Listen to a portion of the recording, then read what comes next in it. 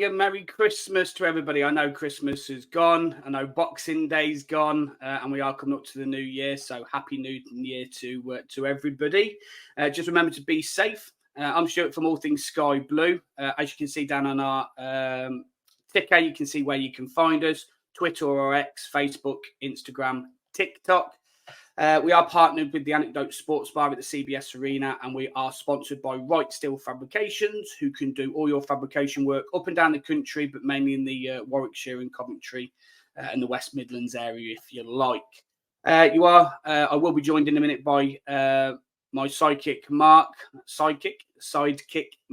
and Luke from UJack podcast, the Swansea City podcast. And obviously, we're going to be previewing the game coming up on Friday. So without further ado, here's Mark. Good morning, Mark. Good morning, fellow sidekicker. How are you doing? How are you, mate? You okay? Yeah, it's not bad. Good. And we're joined by Luke as well. Hiya, Luke. Hi, Stuart. How you going, mate? Yeah, good, mate. Thank you very well. So, obviously, we have got a lot to talk about today. There are a few issues that are going on with your club as well, Luke. So, first of all, tell us what you guys do and where we can find you. Yeah, cool. So, so thanks for having me on. I know my co-host Barney was on the first episode or time we played this season. So we're UJack podcast, a Swansea City podcast where we kind of have lighthearted catch up every week or so about the week's happenings and the games and all things Swansea City really. So so you can find us on Twitter or X at UJack Podcast and Instagram as well.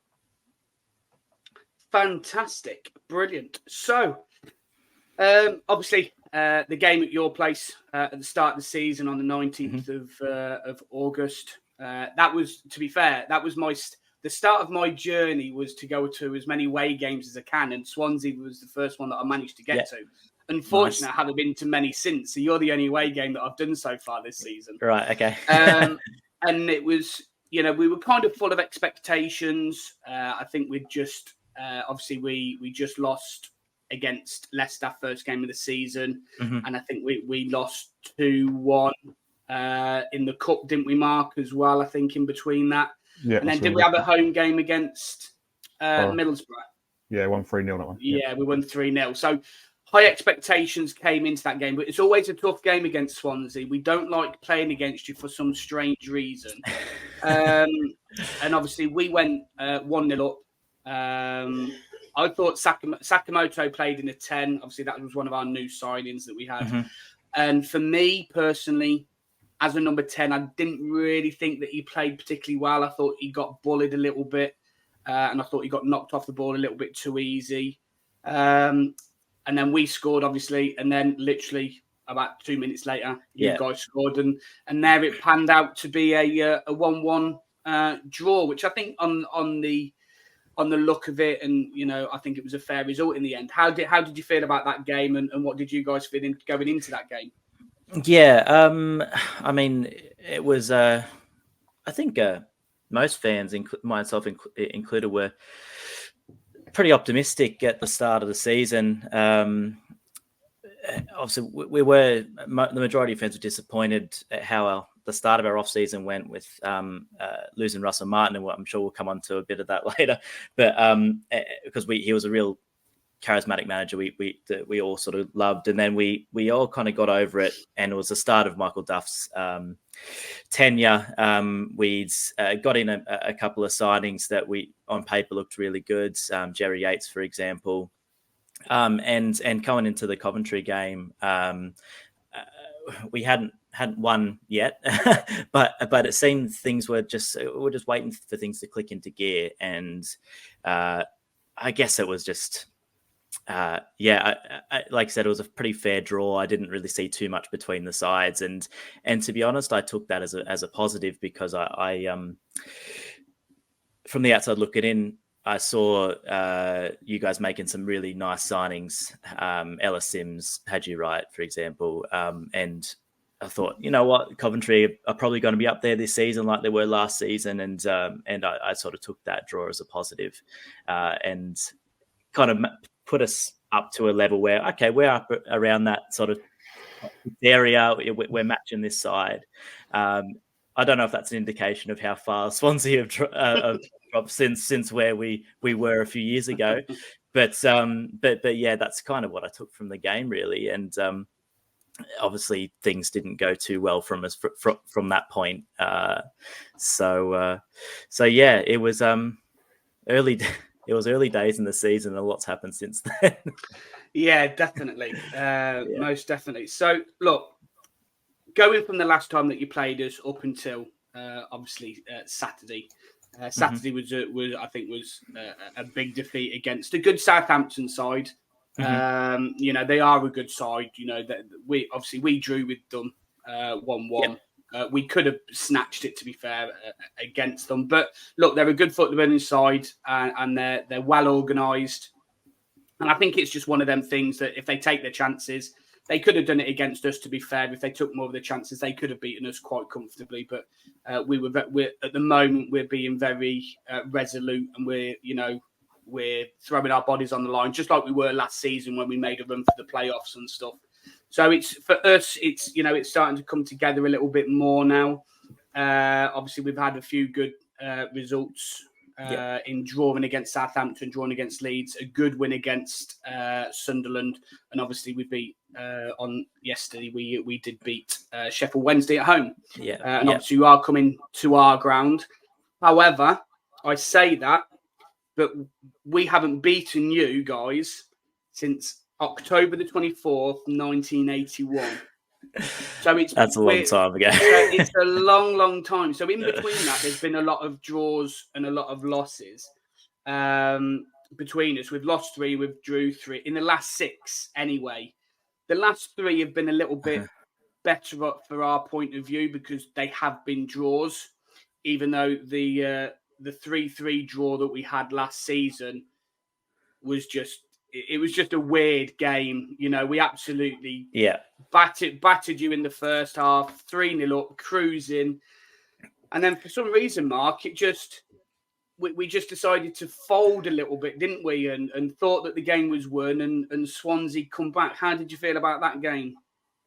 Oh, it was just a ridiculous game of football. I don't know how we managed to snatch a draw from the jaws of a win. That was I think Swansea couldn't believe it either. I just think we sat back too much and we just stopped playing. Once we were 3-0 up, we thought the game was in the bag, and then Swansea under them Russell Martin as manager, you know that they'll pass you to death, and that's what happened. We just couldn't get hold of the ball, and every time they attacked, it looked like they were going to score. And it was a really, really disappointing result in the end. But obviously, it didn't have any bearing at the end of the season because we got to the playoffs. But it was still a disappointing result. And yeah, we seem to struggle to get into teams playing in white for some reason. We struggle against Preston, we struggle against Swansea. So it must be the colour white that is. I don't know what it is. It must be colourblind or something. But yeah, we did all right against Leeds, though, mate. We did all right against Leeds. Yeah, that's true. Yeah, we did, but we didn't win. But yeah, we'll take a point at least. But so I'm still going to say we struggle against teams in white. But no, I think. Look, I think this is a game where Swansea obviously they got a battle against Southampton, but in fairness, Southampton are a very good side, you know. And I don't think we should read too much into that, really, for me, because they've got good players. Jerry Yates, I'd have loved to have seen him come to us, but he went to Swansea. You can have him. Yeah. Fair enough. We'll come on to the players in a minute. But no, I think from our point of view, it's another opportunity to get 3 points because it's another home game. We've got to be positive for this one. I think if we carry on playing like the way we are and defend like we are, defend for our lives, I'm sure we'll get a good result on Friday. Yeah, definitely. Obviously, we will move on to the players. And obviously, you did make I think you made some okay signings in the summer transfer window. Obviously, as you mentioned Jerry Yates. He was a player that I would have absolutely loved. Obviously, by that comment, you haven't really seen the love for him. What's the feeling around your summer signings that you've made? So Pretty negative, to be honest with you. We signed 13 players in the summer, which is quite a lot for us. We never usually sign a whole heap of players, so a lot of them are on loan, like Charlie Patino, Bashir Humphreys, who are good loans, and we're happy with them. But the money we paid for a couple of players, Jerry Yates, a couple of mil for him, which is money that we don't necessarily have the luxury of spending a lot of times. Josh Tyman is another one from Stoke who come in for a bit of a fee, another couple of million, I think, and kind of under the illusion that they were bought in under a Michael Duff Swansea City, which is quite different to what we were used to and what a Russell Martin Swansea City was for the last 2 seasons. And they're players that don't never really fit under what Michael Duff was trying to play with us, and signings that we haven't been able to get the best out of at all. Jerry Yates has scored a few goals, but he isn't. If you look at him last night against Southampton, he had started the game, played 70-odd minutes, 75 minutes, and had 13 touches of the ball. I mean, it's against Southampton, but it's that is, you can't have that, and it's not a one-off. It's a common theme with Jerry. He plays up front on his own, usually with Jamie Patterson sort of in behind around him, and he's like a ghost. No one can find him. It's very, very, very strange because he was really good at Blackpool, and I did really rate him there. And like you said, you would have loved to have him. He was a good, poacher for the championship, and we were like, great, we need a poacher. We know we're going to lose Joel Pirot, which we did very soon after he played against you guys earlier in the season. Right. So we needed someone to come in and replace 20-odd goals a season. And it's not been very positive. We made like I said, 13 sightings, and you'd struggle to really pick one out that's gone, okay, this is, that was a really, quality signing that we've made. We've made a bunch of signings that have come in, and we're still putting square pegs in round holes at the moment. Right. So we're a little bit of a shambles at the moment right now. So you're probably playing this at a pretty good time. Yeah, it definitely does sound. It definitely does sound that way, and it's like you said, I always find Swansea a hard game anyway. You've always given us a tough battle.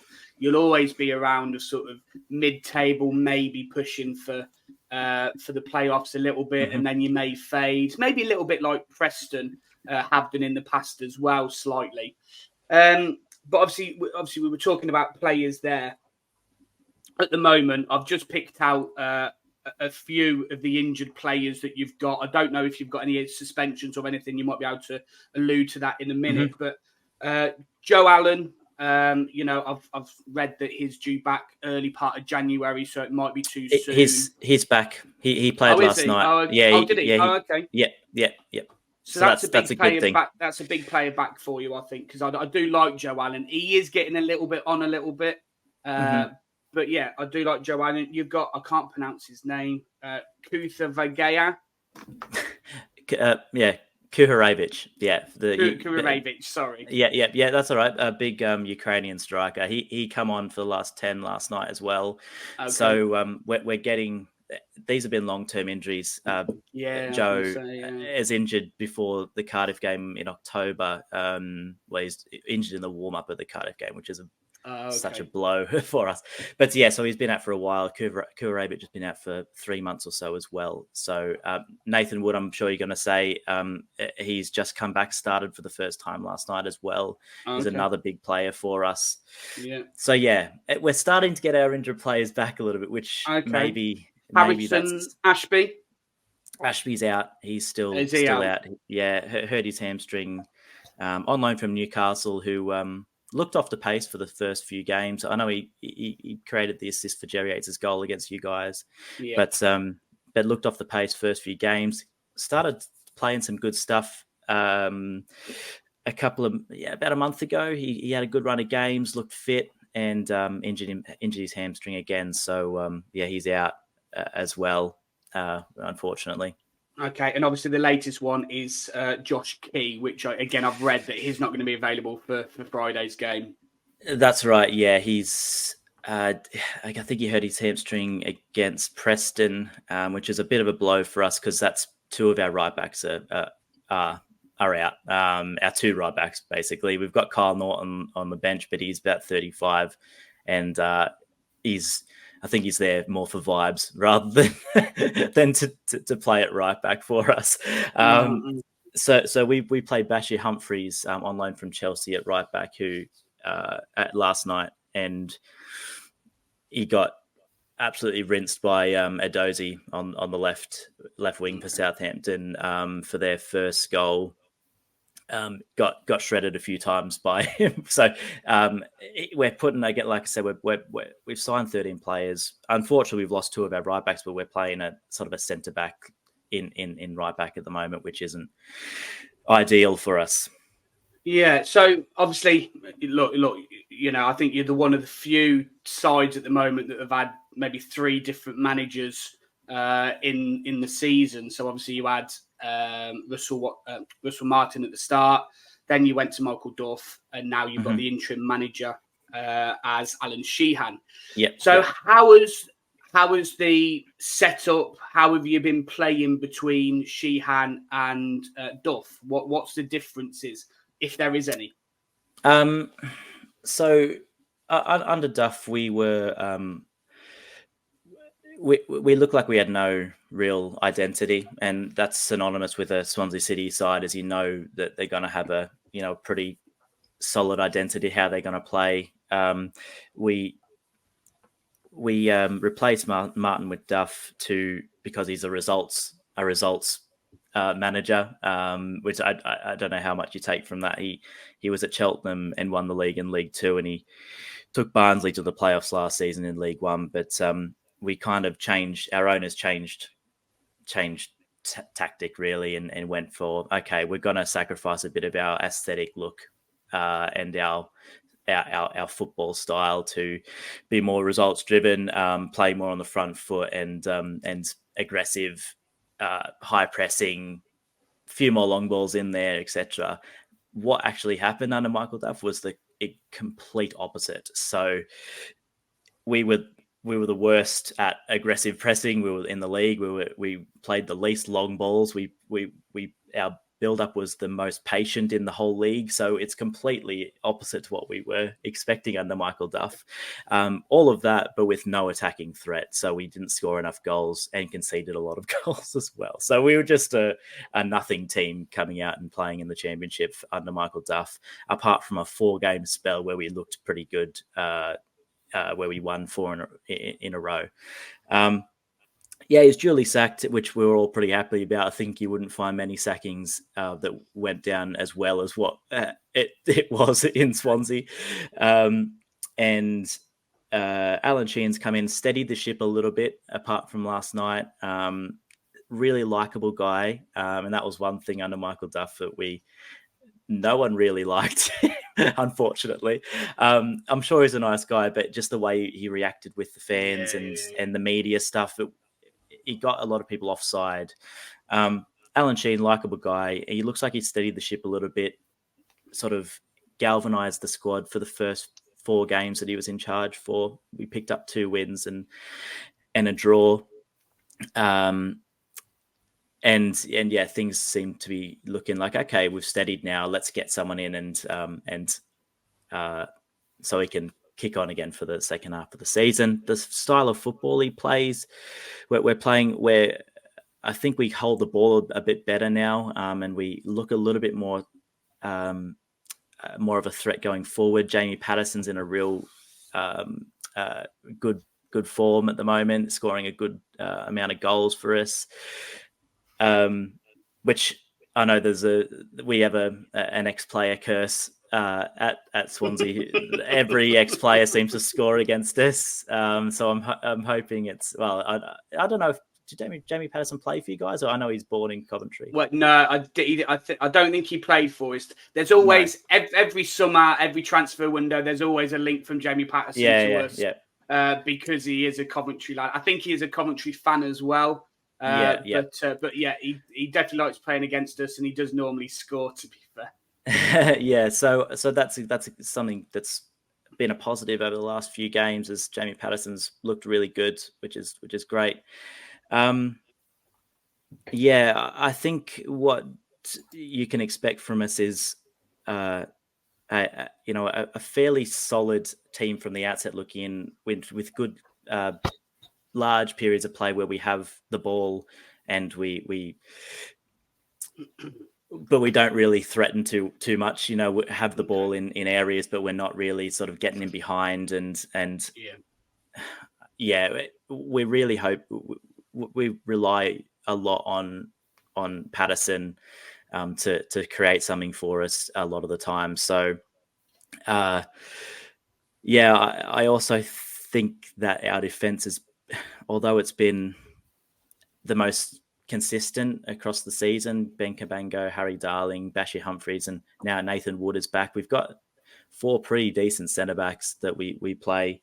But our wing defense isn't very good. So our right and left backs are where you can really hurt us. Josh Tyman doesn't defend very well. He goes forward okay. So I think it's going to be fairly close.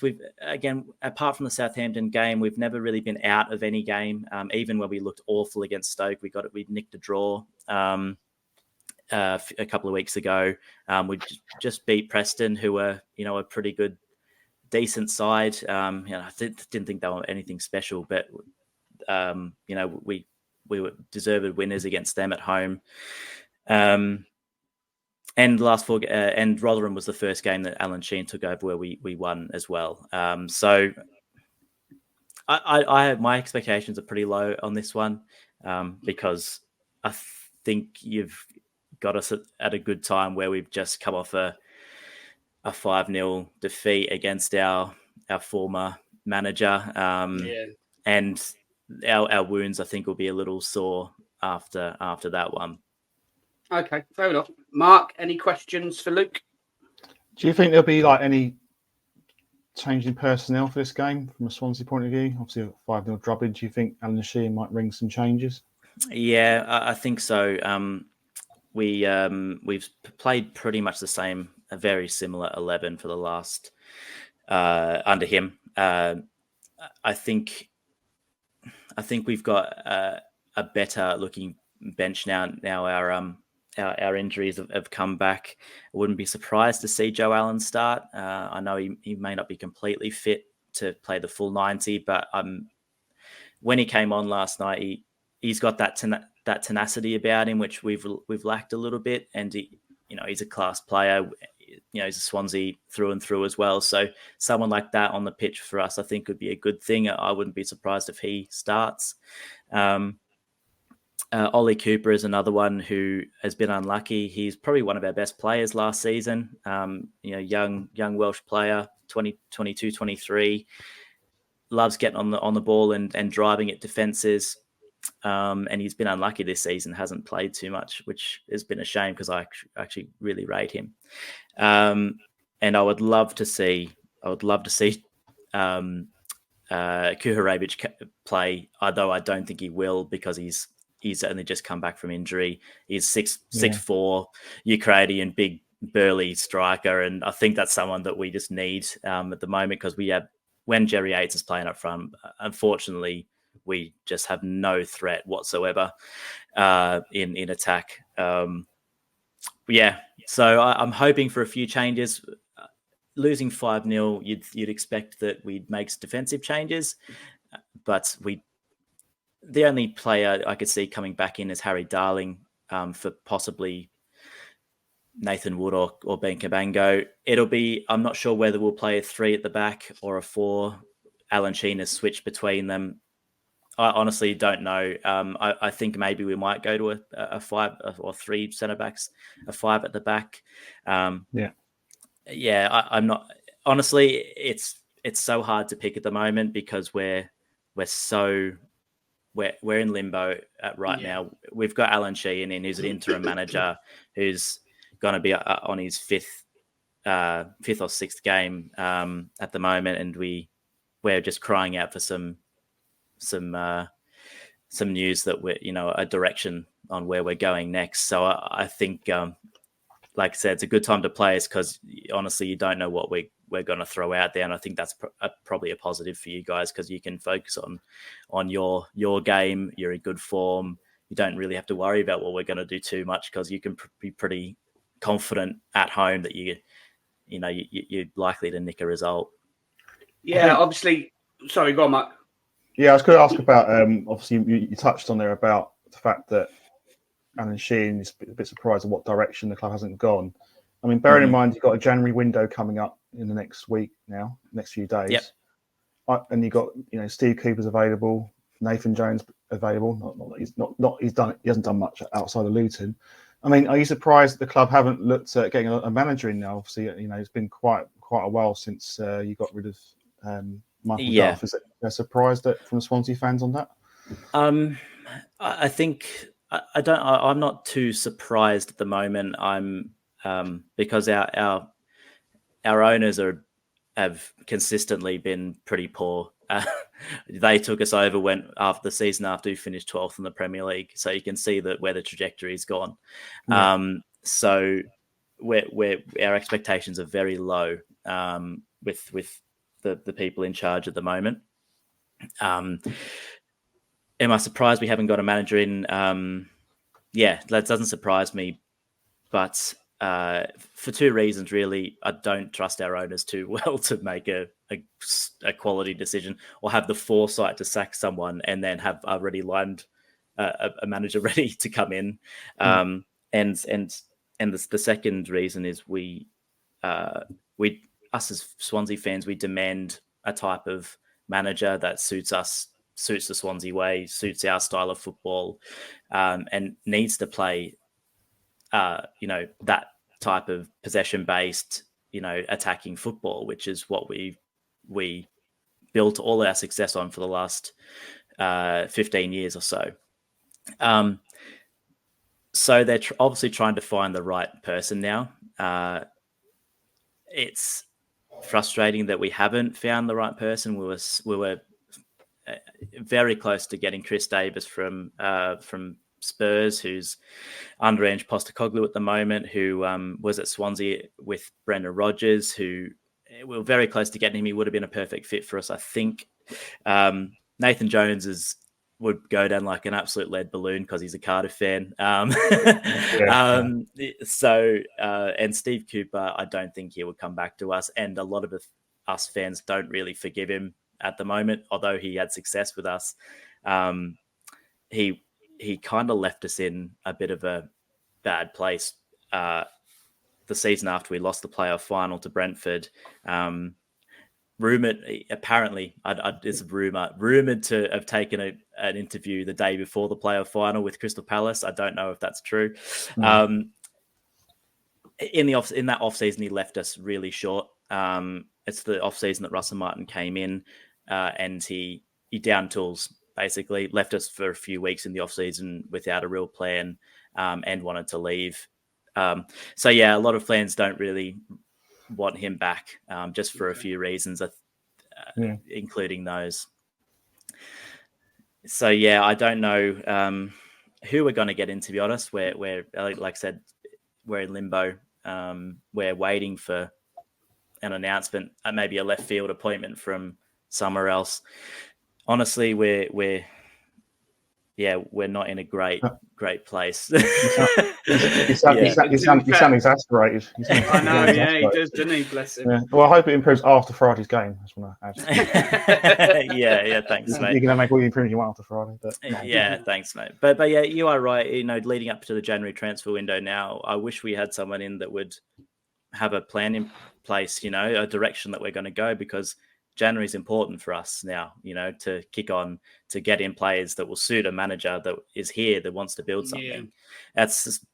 It's almost criminal that we don't have a manager in going into a January transfer window. Yeah, you never know. You might get someone in, very soon, and like I said, I hope you do.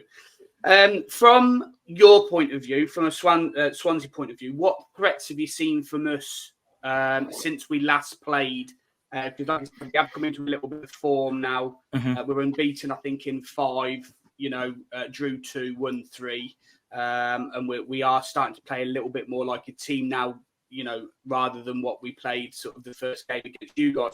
What do you see from your point of view, from the Swansea fans, that you see the threats from us?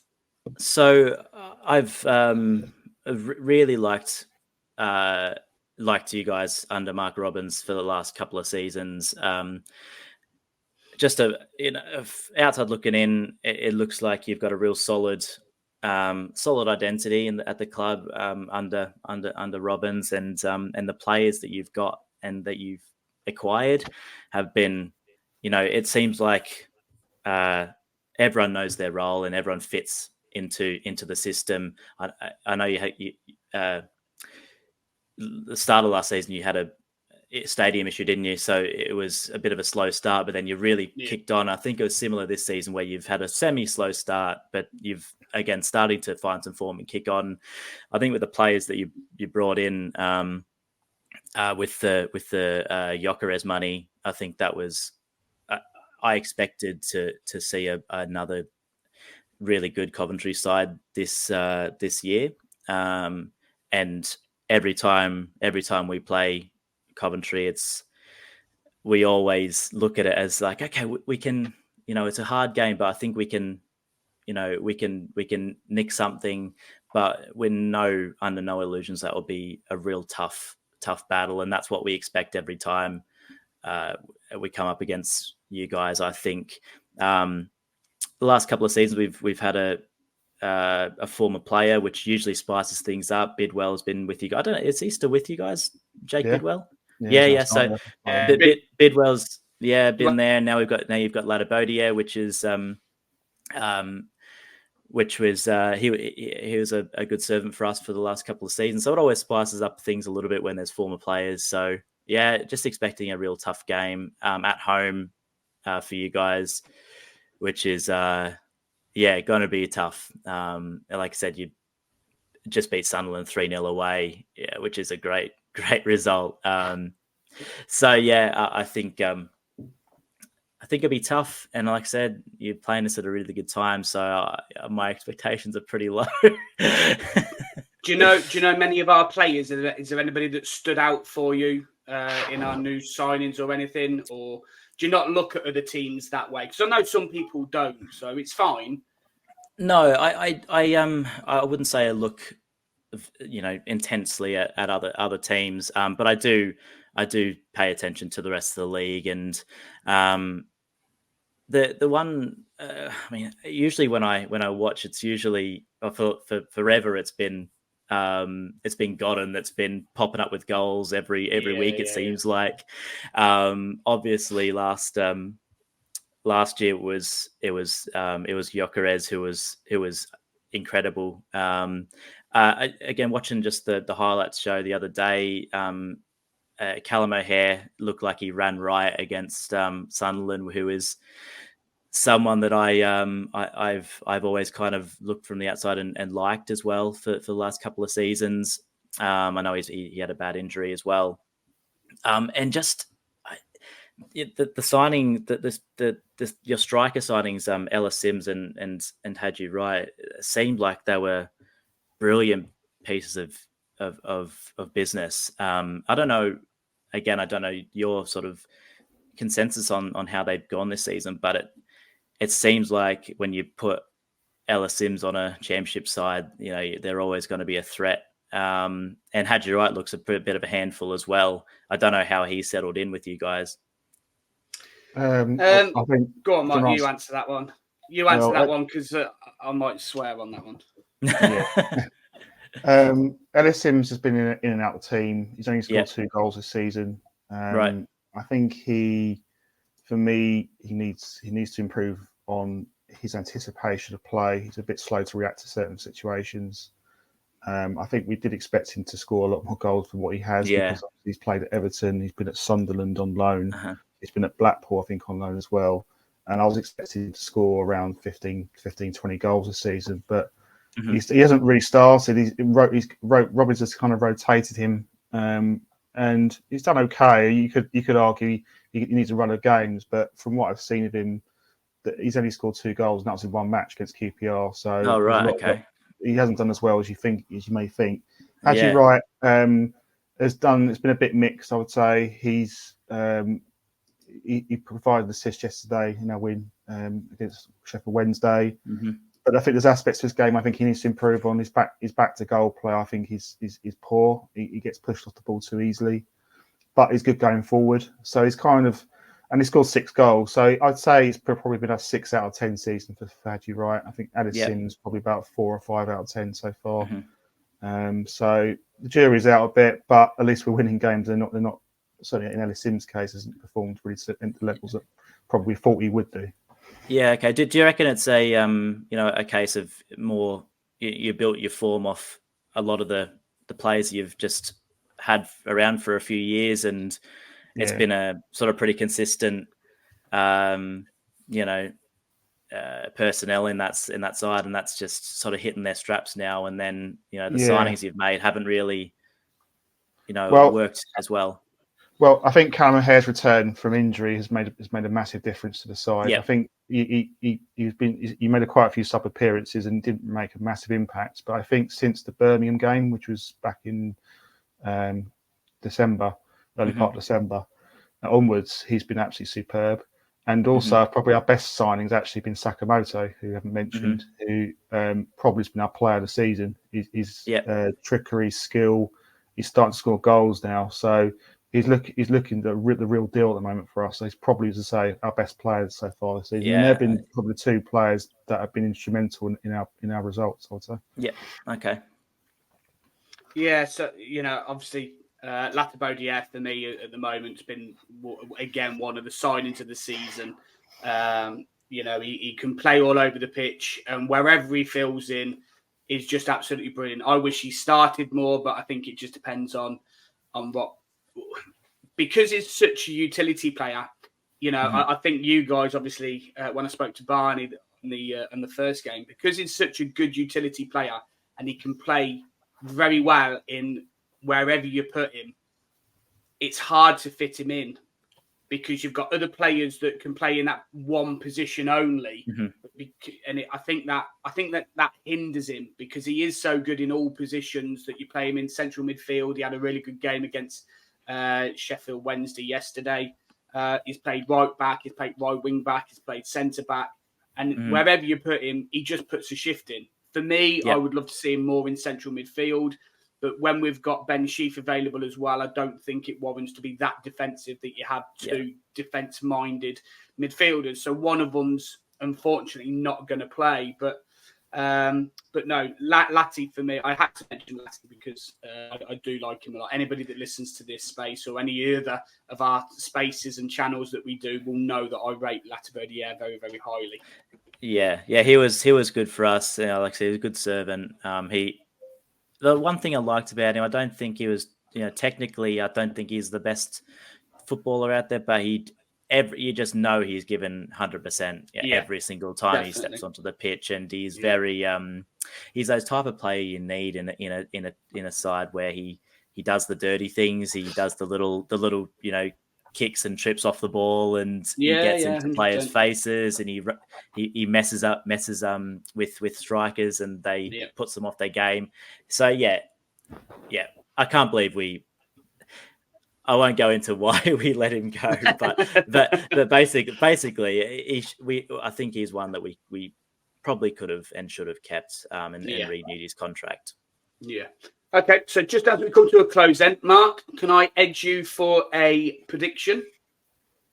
I think this is a game we can finally break the Swansea Hoodoo, so I'm going to be positive and go for 3-1 win to the Sky Blues.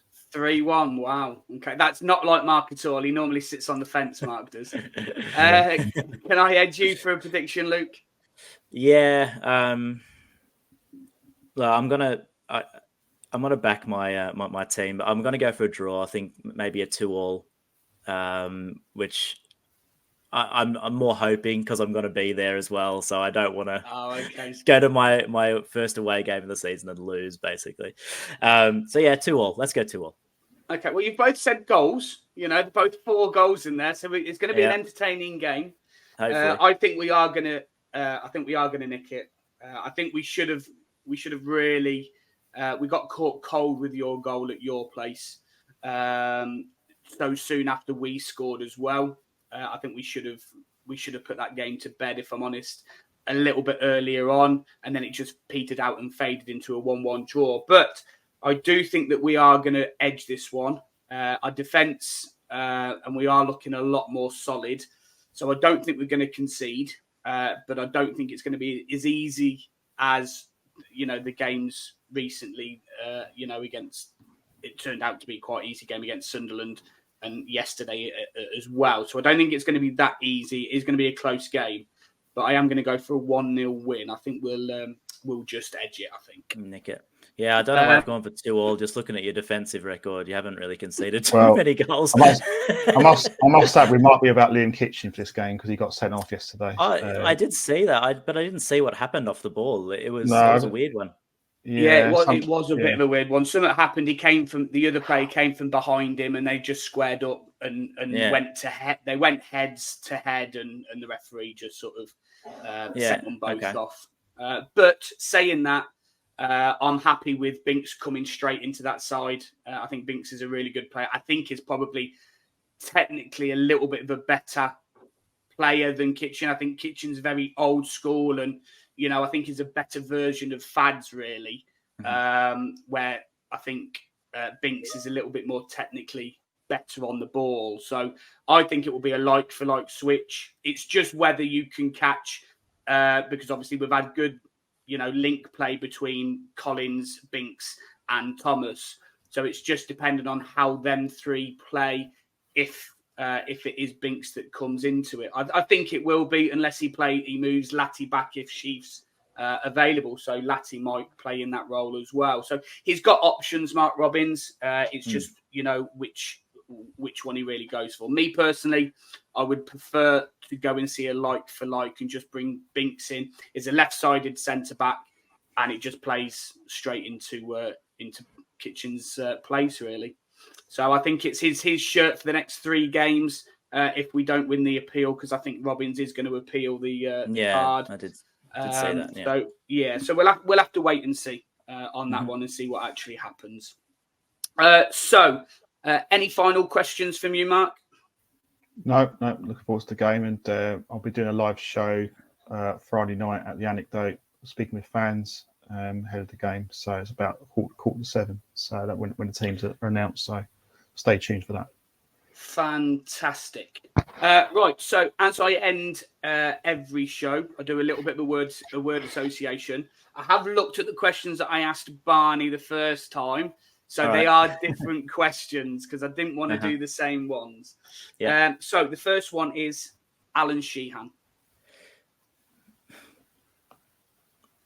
Okay. Okay. Cardiff City. Scum. We've had a few of these lately. Next special player.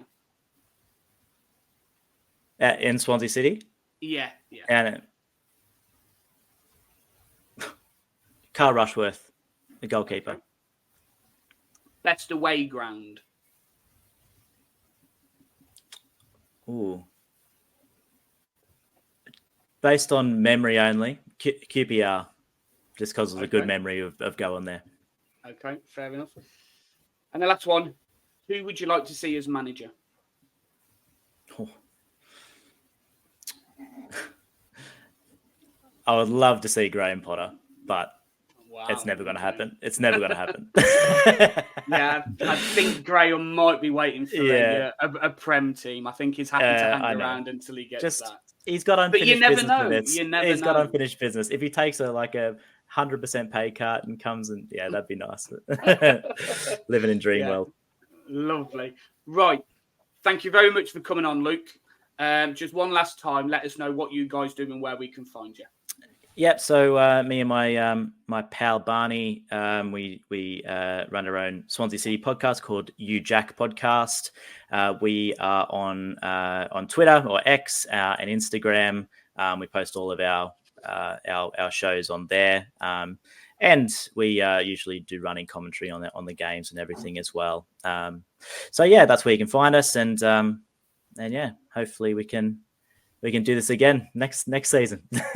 I'm sure we will. I'm sure. Well, hopefully we'll be in the playoffs and we'll true. So maybe not. Hopefully.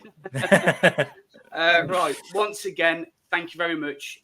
When we end the stream, don't shoot off, and we'll just have a quick chat afterwards as well, Luke. Mm-hmm. All right. Right. So from me and Mark, thank you very much. Just remember where you can find us on Twitter. Or X, Facebook, Instagram. It is scrolling down on our ticker as well. Please go and like and subscribe our YouTube channels. We've got a few good videos on there, one with an ex-professional from Coventry City and one on mental health as well. You can find us on Instagram, TikTok. I do a live show, in my opinion, which isn't this week, but it will be next week. But we'll probably have an X space between that anyway. So yeah, go and please like and subscribe to everything that we do. Hope to see everybody at the home game and live in the antidote when Mark does that. Any final thoughts, Mark? Yeah, no, looking forward to the game. I hope we'll win. Fantastic. Once again, thanks everybody for watching. Thanks, Luke. Thanks, Mark. And we will speak to you guys soon. Cheers, guys. Cheers. That's lovely.